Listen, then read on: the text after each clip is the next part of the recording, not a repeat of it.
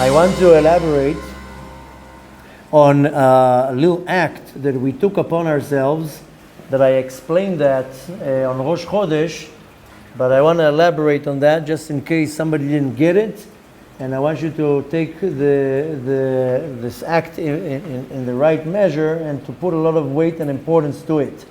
I told you that the Baal Shem Tov gave us a secret to say 3 chapters of Tehillim every day throughout the month of Elul, throughout the month of Tishrei, and on Yom Kippur we complete whatever Tehillim that we missed. The reason why he said that is there's 150 chapters in a book of Tehillim. Another thing that we need to do is on Yom Kippur read a whole full book of Tehillim. So you have 150 chapters of Tehillim that you read on Yom Kippur, 150 chapters of Tehillim that you read throughout the month of Elul and the beginning of Tishrei. So you read in total 300 chapters of Tehillim. 300 is the numerical value of the word kaper. Kaper is please atone for my sins. Kaper is atone. But if I will turn to the Kadosh Baruch Hu and ask him to forgive me, I would say kaperli. Kaper, chaper, some will read it with the punctuation or not. But if I would turn to the Kadosh Baruch Hu and tell him, listen, I messed up, I'm asking forgiveness, please forgive me. Then in Hebrew, the word will be kaper. So the numerical value of the word kaper is 300. 300 Tehillim that you read throughout the month of Tishrei and the month of Elul till Yom Kippur will serve to you as a heavy weight to put on the scale on the end of Yom Kippur. In the Yom Kippur, there's a whole process how it goes. We have 30 days throughout the month of Elul, then we have Rosh Hashanah. Between Rosh Hashanah and Yom Kippur, we have Aseret Yemei Tshuva, the 10 days of Tshuva, which during the 10 days of Tshuva we'll learn very intensely what does these 10 days mean. These are very powerful days.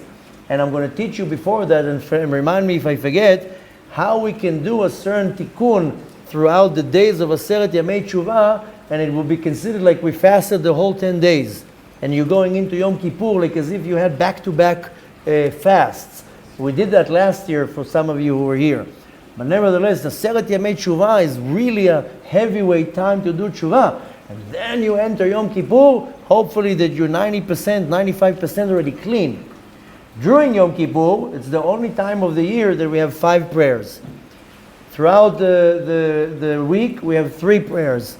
On Shabbat, we have 4 prayers. On Yom Tov, 4 prayers. When I'm talking prayers, I'm talking about Tfilat Shmona Esrei. So throughout the week, Shacharit, Mincha, and Arvit. On Shabbat, Shacharit, Musaf, Mincha, and Arvit. Yom Tov, Shacharit, Musaf, Mincha, and Arvit. There's only one day in the year that we pray 5 times, and that's Yom Kippur. Because we do Shacharit, Shacharit, Musaf, Mincha, Ne'ilah, and in the day before we do, of course, Arvit. So Ne'ilah is the 5th prayer. Ne'ilah means to lock. A lot of times people think that it's the locking or the conclusion or the finishing Yom Kippur, because that's the last prayer. But really Ne'ilah is that the Kadosh Baruch Hu heard what the prosecution has to say, says, okay, I heard, pushes the prosecution out, and locks us with him in a chamber. This is why it's called Ne'ilah. Ne'ilah means to lock. Kadosh Baruch Hu locks us in a chamber with him. And then we can reach to an atonement. So at that time, that's when we asking the Kadosh Baruch Hu, okay, no, we're messed up. Now we're in good terms. Please forgive us. So in order for me to come to that moment and to have as many merits as possible, the Baal Shem Tov HaKadosh, the Holy Baal Shem Tov, explains that you need that 300 chapters of Tehillim to put on the scale right before you're going into Ne'ilah. Because the last 9 chapters we're reading right at the end of Yom Kippur. And it's usually hard for a lot of people because it's already the end of the fast. Now another 9 chapters of Tehillim. Yeah. What are you in a rush for? To build a sukkah or in a rush to go and eat? So this is the heavy weight, the rock that you want to put on the scale. And it's very easy. It's only 3 chapters of Tehillim a day that you add. So for the ones of you who already started, good. Stick with it and don't break it. And a lot of the people, I can tell you from experience of my own and many other people, they miss one day, okay, I'll do tomorrow 6. That's what happens to most people. You know, we don't have to make a survey, but most people never finish Sfirat HaOmer. They start, and somewhere along the line, they forgot one day, and they finish. Towards the end of Sfirat HaOmer, there's 3-4 people in the minyan who actually say the bracha, the rest are like, Hayom. And listen, I've been there too. It's not that I'm some type of an angel. But when you let the Yetzer Hara come in once, that's it. Same thing with these 3 pairs of Tehillim. You'd say one day I'll do it later, and the later becomes more later, and before you know it, the later becomes tomorrow. So you're saying, okay, I'll do tomorrow 6, which is, by the way, if this is the case, don't stop. Do the 6 tomorrow. And even if you got 4 days, then do 12. Catch up. But the point is to be consistent, that you're doing those 3 every day on the day. So Aleph Elul, which already was passed, Aleph Gimel, Aleph Bet and Gimel. The Bet of Elul, Daled Hei Vav. If you didn't start yet, then catch up today. We're only in Dalet. You'll do it in a second. It's only 12 chapters. But make sure that you're doing it every day. That's why I told you the first day, take on yourself a few things that you're saying, I'm doing it consistently now for 40 days, and the more the better. And don't break the chain. The second you break the chain, then the entire chain becomes weak. So there's a mystical reason behind why specifically 3. Because he could have told us, you know what, just read 12 on Shabbat. No. 3 today, 3 tomorrow, 3 the next day. The consistency and the connection of the link between one day to another. This you don't have to ask too many questions. What's the mystical significance? Just read these 3 Tehillim a day. It's not a lot. And then, of course, the remaining 36 are on Yom Kippur. But for the ones that are here, we announce it anyways. And for the ones who are watching the video, we'll have a little chart underneath the video with all the chapters. But it's something so small, but yet so powerful that you need this heavy weight to put on the scale at the time of Ne'ilah, where you totally put the scales to your favor with such a small act. So take it serious. And not only that, anything that you do take serious. The small things are usually the most profound things. And you know how a small thing becomes powerful? When it's consistent. If you do something small once, okay, nothing bad. But if you do something small consistent, then at the end the result is huge. And where did we learn that from? From Rabbi Akiva. That he saw the drop of water eventually making a hole in the rock. He understood that a little soft drop of water eventually, by consistency, whether it takes a year, 20 years, 40 years, but consistency penetrates even a rock. Same thing with your tshuva.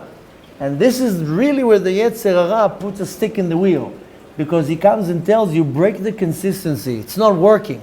Your tshuva is not working. You did it for 3 months. You did it for 4 years. It's not working for you. You're still sinning. And that's where the Yetzer Hara puts a stick in your wheel and for you to fall. But you have to understand, this is only the tachbulot HaYetzer, the trickery of the Yetzer, that he comes and tells you, it doesn't work for you. You're a failure. Go back to what you were doing before. You had much better time then. But the system here is consistency. Every day. Even if you fail that every day. Some people will take them a year. Some people will take them 10 years. Some people 50 years. But what counts is the end result, is not the path. The path, what counts is how much determined you are. That you're not falling into despair and you're not giving up. The effort and the determination. But at the end result is what was the result at the end. And the Yetzer Hara is going to be an advocate for himself, of course, telling you, you are a failure. You're doing it for 5 years, you didn't get it right yet. Look at you. The point is the consistency. The same idea of Rabbi Akiva. No, even if it takes me 40 years, but I'm not giving up one time, because you give one time up, that's it, the link is broken. And all the retroactively becomes weak. And look at the consistency of Rabbi Akiva, became one of the top sages we have in all history. So we got to learn from that, even something as small as reading 3 chapters of Tehillim a day. So stick with it. Don't let the Yetzer Hara tell you, I'll catch up tomorrow. I'm in a rush right now. You saw some of the guys had to rush out of Shacharit because they work. The Yetzer Hara tells you, catch up on the train. On the bus, you'll read the Tehillim. But on the bus, you play your games on your phone. Or you check your messages that are irrelevant, all sorts of smileys with hearts and tongues outside, and all sorts of that's what most people do. The Yetzer Hara tells you, yeah, on the train you'll catch up with your Tehillim. Yeah. So the point is, Al tidche lemachar ma she'efshar lasot hayom. Don't delay to tomorrow what you can and should do today. And this is one of the most strongest foundations of tshuva, is that you have a system and you follow the system like a machine. And if you're not going to do it, your tshuva at some point will become very loose, very flimsy. Then there's no solid, then it's no power against the Yetzer Hara. Consistency.